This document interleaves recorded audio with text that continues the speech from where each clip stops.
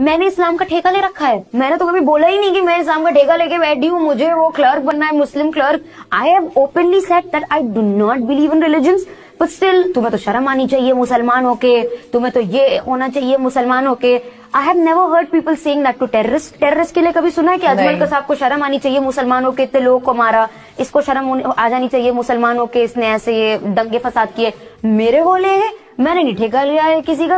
उर्फी जावेद ने नंगा कर दिया इन मुल्ला मौलवियों के लिए जो बात बात पर फतवा जारी कर देते हैं, और ये जितने भी मजहब के ठेकेदार बनते हैं। आपने इनसे कभी ये नहीं सुना होगा कि जैसे मोहम्मद ISIS जैसे आतंकी संगठन या कोई भी आतंकवादी कि हम इनके अगेंस्ट फतवा जारी कर रहे हैं, ये लोग मुसलमान नहीं है, इनका इस्लाम से कोई लेना देना नहीं है, ये लोग सिर्फ और सिर्फ इस्लाम का नाम खराब कर रहे हैं। उल्टा जब हमारी भारतीय आर्मी इनको ठोक देती है तब इनके जनाजे में पूरी की पूरी भीड़ जाती है, जैसे बुरहान वानी के जनाजे में गई थी। और मैं जो भी बोल रहा हूँ फैक्ट्स के आधार पर ही बोल रहा हूँ, ना कि कुछ अपनी तरफ से। और मेरी जितनी भी वीडियो होती है मैं उनमें फैक्ट्स के आधार पर ही बोलता हूँ। जब आतंकवादी इनके मजहब का नाम खराब कर रहे हैं तब इनके मुंह से एक भी शब्द नहीं निकलता है और इनके अगेंस्ट एक भी फतवा जारी नहीं होता है। लेकिन अगर किसी लड़की ने बुर्का उतार दिया, छोटी ड्रेस पहन ली, ट्रिपल तलाक के अगेंस्ट बोल दी, बाहर अगर जॉब करने जाने लगी, तब उसके लिए फतवे जारी हो जाएंगे, तब इनका इस्लाम खतरे में आ जाएगा। गजब का दोगलापन है। तो राम राम मेरे प्यारे भाई बहनों, की हालचाल मजा में। एक बार फिर से आप सबका स्वागत है अपने चैनल सैफरॉन पैट्रियोट में, और मैं आपका भाई दुर्गेश लेकर आ चुका हूँ एक और नई वीडियो। तो चलिए बिना किसी विलंब के प्रारंभ करते हैं हम लोग अपने आज के चलचित्र। लास्ट ओवर कितना इम्पोर्टेंट होता है, and you know I both of you have so many variations, नकल बॉल, स्लो बॉल, एंड तो लाइक आपके दिमाग में क्या चलता है आज? अगर मेरे दिमाग में सबसे पहली चीज है उसके बाद से पॉलिटिक्स।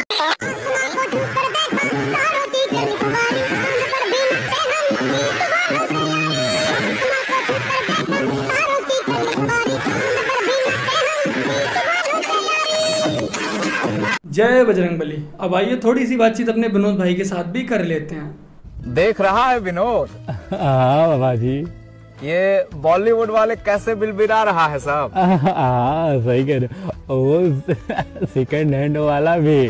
सेकंड हैंड वाला कौन है? अरे वही अर्जुन कपूर। अर्जुन कपूर? अरे इनको जाकर के समझा दो हाँ कि अब फिल्में सेंसर बोर्ड से नहीं, सनातन बोर्ड से पास होंगी, ठीक है? सही कहे बाबा जी। फिलहाल अब जो भी फिल्में आएंगी पहले सनातन बोर्ड से पास होंगी, उसके बाद चलेंगी, वरना फ्लॉप। ऐसे बॉलीवुड का जो सेंसर बोर्ड है उसके लिए एक ही बात कहना चाहूंगा। I think we're giving this too much attention. That is also true. I think so. Because I feel like every day someone's getting boycotted, someone's getting cancelled. तो करने दो, क्या करेंगे आप? हम तो पिक्चर बनाएंगे, जो देखना चाहते हैं वो देखेंगे, जो नहीं देखना चाहते हैं वो टीवी में या फोन में देखेंगे। So I'm saying at the end of the day, you use that fuel and you put it into your movies. I can't keep defending myself verbally.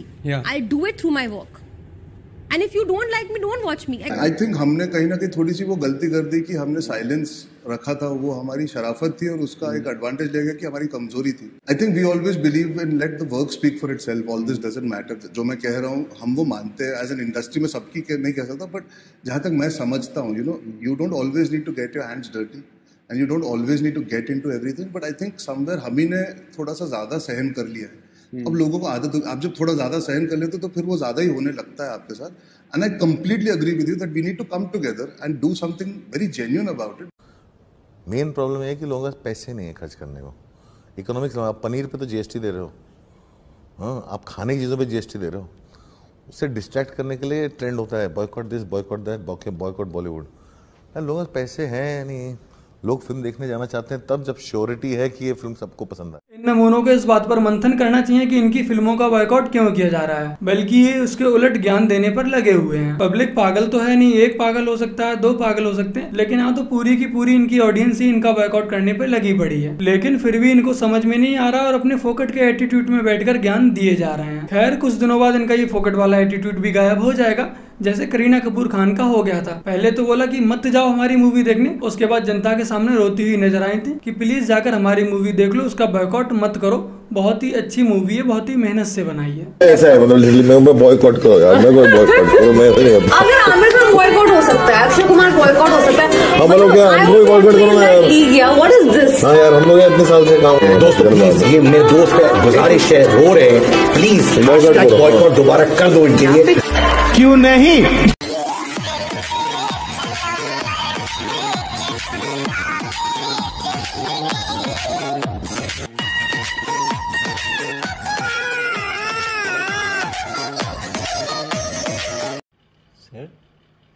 ये तो टट्टी है। Thank you. ये तो कूल सुपर कूल बनने के चक्कर में हूतिया बन बैठे। ये भारत का तिरंगा है, कभी झुकेगा नहीं।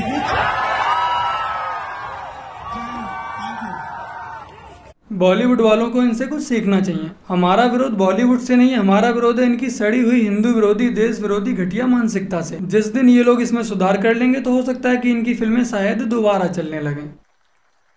जो सरकारी स्कूलों के रिजल्ट पहले 80% रोते पीटते आते थे, कोई बच्चे 40% ले आए, कोई 50% ले आए, आज 100% 99.7% बच्चे वहां पास हो रहे हैं।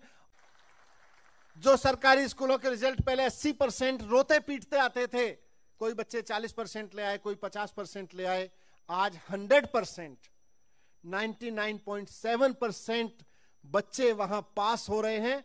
जी ठीक है, अब तो सच बोल दे।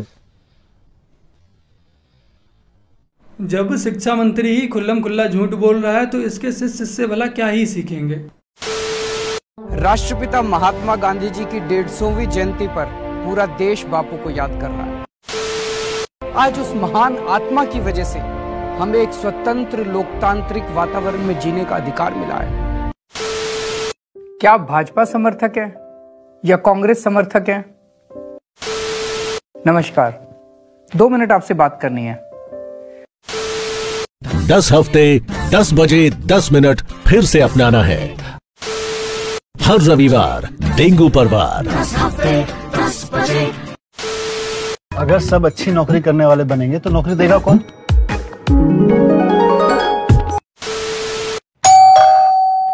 नमस्कार, मैं अरविंद केजरीवाल हूँ, अंदर आ सकता हूँ? कहाँ से आ रहा है जी इतना पैसा?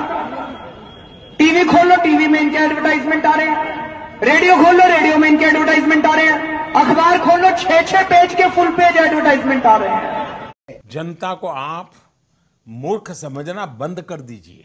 इस प्रकार की बचकाना बातें किसी के गले नहीं उतरती, लोग मजाक उड़ा। सोचा था ये पढ़ा लिखा है, भ्रष्टाचार दूर करेगा, राजनीति में सुधार लाएगा, लेकिन ये तो सबका ही गुरु निकला, खुद ही थूक कर चाट लिया। आज यहाँ पर दिल्ली भारतीय जनता पार्टी की तरफ से प्रोटेस्ट किया जा रहा है आम आदमी पार्टी के अगेंस्ट, और आप भी इस प्रोटेस्ट में शामिल हुए हैं, क्या कहना चाहिए? देखिए, आम आदमी पार्टी का बस यही एंगल है कि जब आम आदमी पार्टी की बात आती है ना तो बात भ्रष्टाचार की आ जाती है। जब आम आदमी पार्टी की बात आती है ना तो बात सत्येंद्र जैन के उस घोटाले की आ जाती है जिसमें दिल्ली की जनता तरस रही थी, और दिल्ली की जनता ने जब स्वच्छ पानी मांगा तो उसे यह बताया गया कि हमारे यहाँ स्वच्छ पानी नहीं है क्योंकि हरियाणा और पंजाब से रोक दिया गया। जब पंजाब में सरकार बनती है तो वह स्वच्छ पानी अपने आप गायब हो जाता है। जब पंजाब में स्वच्छ पानी के नाम पर भगवंत मान एक पैक से बोतल निकालकर पानी पीते हैं तो वो बीमार पड़ जाते हैं। बस यही हाल है, और ये हाल सत्येंद्र जैन का भी है, क्योंकि भ्रष्टाचार के नाम पर आम आदमी पार्टी के बड़े बड़े नेताओं ने बहुत बड़ी वाहवाही की, लेकिन जब भ्रष्टाचार पर उनकी बात आई तो सुप्रीम कोर्ट और हाई कोर्ट को यह टिप्पणी करनी पड़ी कि अरविंद केजरीवाल बताएं कि भ्रष्टाचारियों को उन्हें अपने मंत्रिमंडल में रखना है या नहीं। ये वही पार्टी है जो वादे तो बड़े बड़े करती है, लेकिन जब दिल्ली की जनता से कुछ सवाल पूछे जाते हैं तो दिल्ली की जनता ये बोल देती है कि हमें तो पता ही नहीं है। अरविंद केजरीवाल जी कहते हैं हमें तो कोई मतलब ही नहीं है। बस यही फर्क है अरविंद केजरीवाल जी का, और अरविंद केजरीवाल जी कितना भी कर ले, भारतीय जनता पार्टी अपने अंत तक दिल्ली के हितों में प्रदर्शन करती रहेगी, और दिल्ली की जनता का हित भारतीय जनता पार्टी के हित से संभव है। मनीष सिसोदिया ने अभी कुछ देर पहले एक पोस्ट किया है, और उस पोस्ट में लिखा है कि मैं महाराणा प्रताप का वंशज हूं, राजपूत हूं, मैं सर कटा दूंगा लेकिन मैं झुकूंगा नहीं इन षड्यंत्रकारियों और भ्रष्टाचारियों के सामने। मैं हिंदूवादी चेहरे पर दोबारा अपने नहीं आना चाहता, वरना अगर नयन हिंदूवादी चेहरे पर आ जाता है तो सारे विपक्ष के तैतइयों के ततइये नजर आने लगते हैं।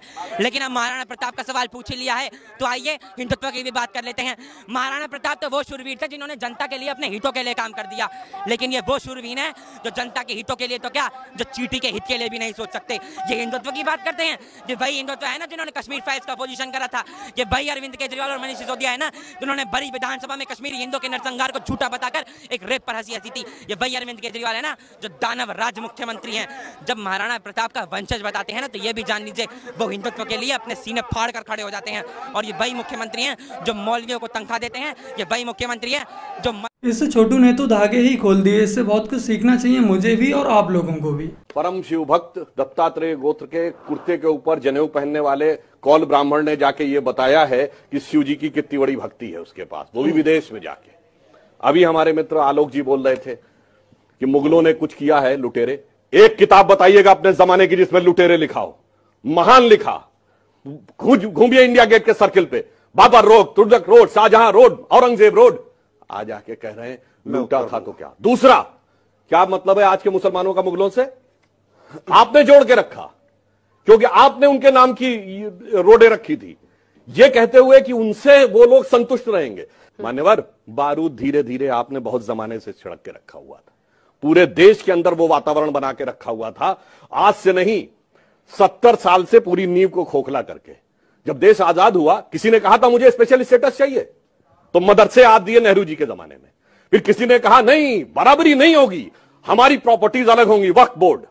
फिर बराबरी नहीं होगी, हमारा रूल अलग होगा, 1970 में इंदिरा जी के जमाने में आएगा पर्सनल लॉ। फिर अगर सुप्रीम कोर्ट भी खिलाफ में आ जाएगा तो हम रौंद के रख देंगे सुप्रीम कोर्ट को शरीयत के पक्ष में, राजीव गांधी के जमाने में। फिर उसके बाद आप आकर आप कहेंगे जब राम भक्त कारसेवकों पे गोली चलेगी तो मुलायम जी का समर्थन करेंगे, राजीव जी के जमाने में।